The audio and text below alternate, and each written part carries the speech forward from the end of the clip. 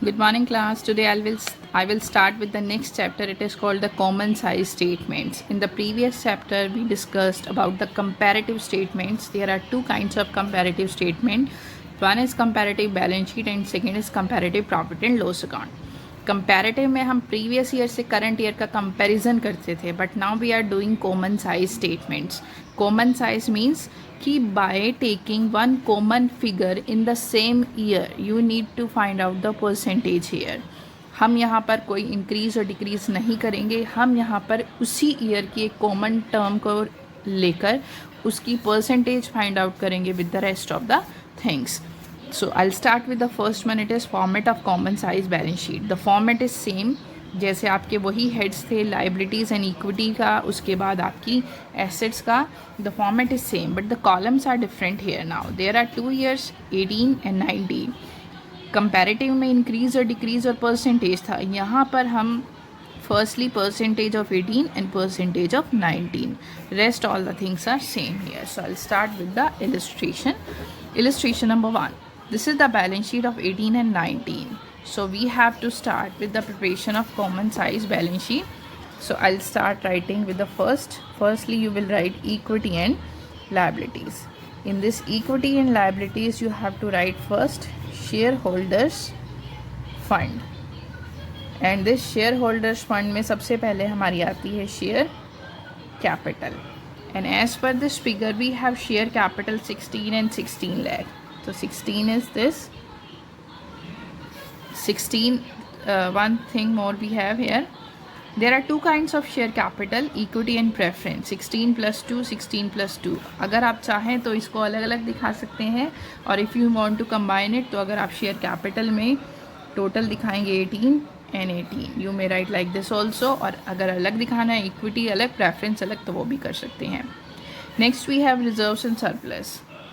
This is the second part of this head, reserves and surplus. In the previous year they are 4, now it is 5.4. So this is the amount of reserves. Second head as per the balance sheet format is non-current liabilities. As per the question, non-current liabilities are 14 and 14.4 in the previous and current year. So non-current liabilities में 14 and 14.4. Next we have the current liabilities 4 and 7.2. This is the third term.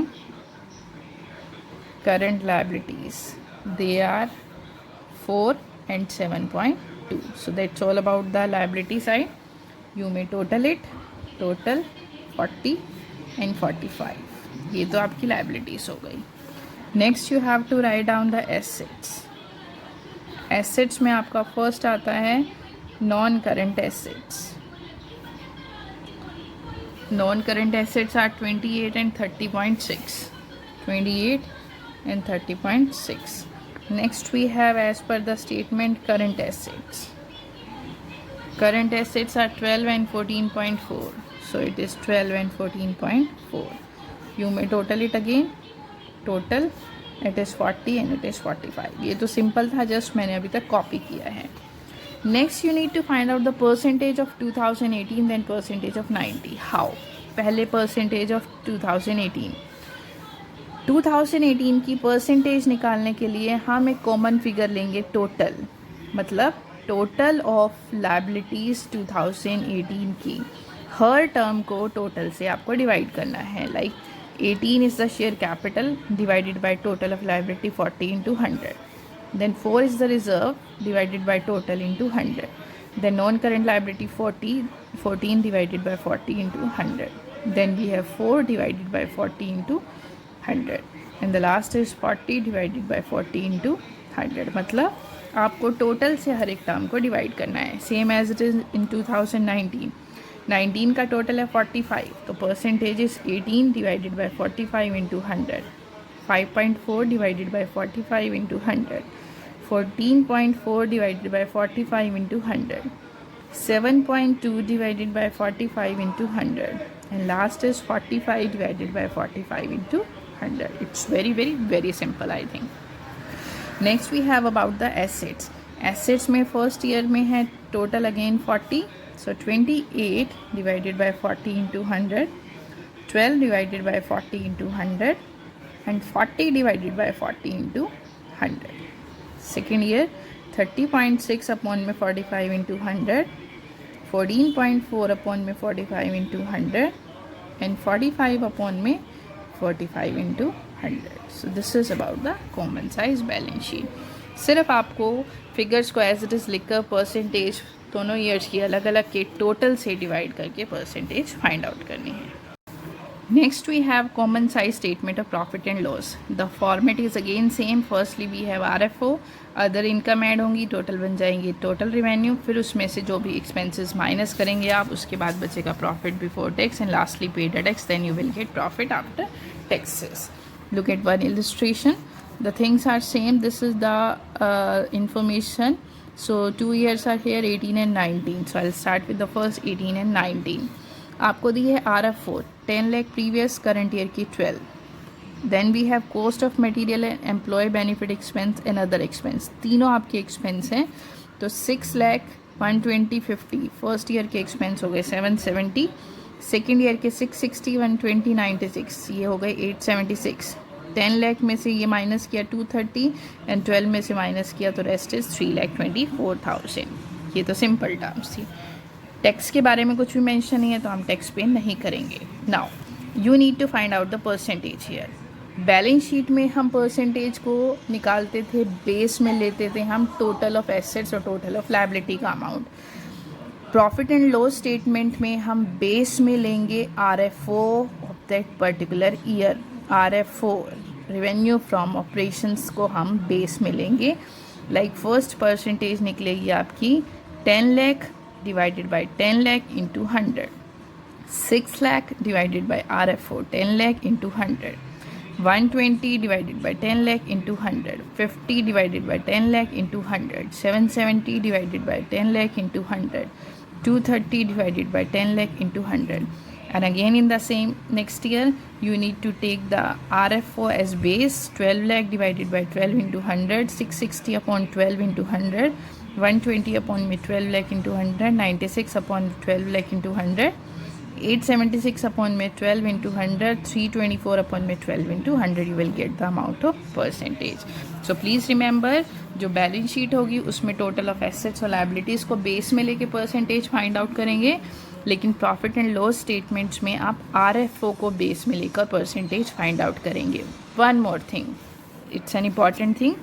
RFO होती है आपकी sales, और अगर आपको दी है sales return साथ में, बाय चांस किसी क्वेश्चन में आपको दी है sales return, so you know always कि सेल्स में से सेल्स रिटर्न क्या होता है, माइनस. तो हमारे पास नेट सेल्स बचती है माइनस करके. फॉर एग्जांपल आपको सेल्स दी है 1,10,000 और उसके रिटर्न्स दिए हैं 10,000. सो नेट सेल्स कितनी बची आपकी माइनस करके 1 लाख. तो इस सिचुएशन में जब आप बेस में लेंगे that is the net sales, not the RFO. Please remember once again, अगर आपको RFO के साथ उसकी रिटर्न्स भी दी है तो रिटर्न्स को माइनस करने के बाद जो RFO बचेगी उसको हम बेस ईयर की सेंस में या बेस अमाउंट की सेंस में कंसीडर करेंगे. That is about the statement of profit and loss account. I think this is easy for you to understand. Let me check one more thing, अगर कुछ भी ऐसा आपको इसमें एक्सप्लेन करने के लिए है तो. All the things are same. Like we have illustration number 7, RFO दी है purchases, change in inventory, other expense and other incomes. तो इसमें हम स्टेटमेंट बनाएंगे.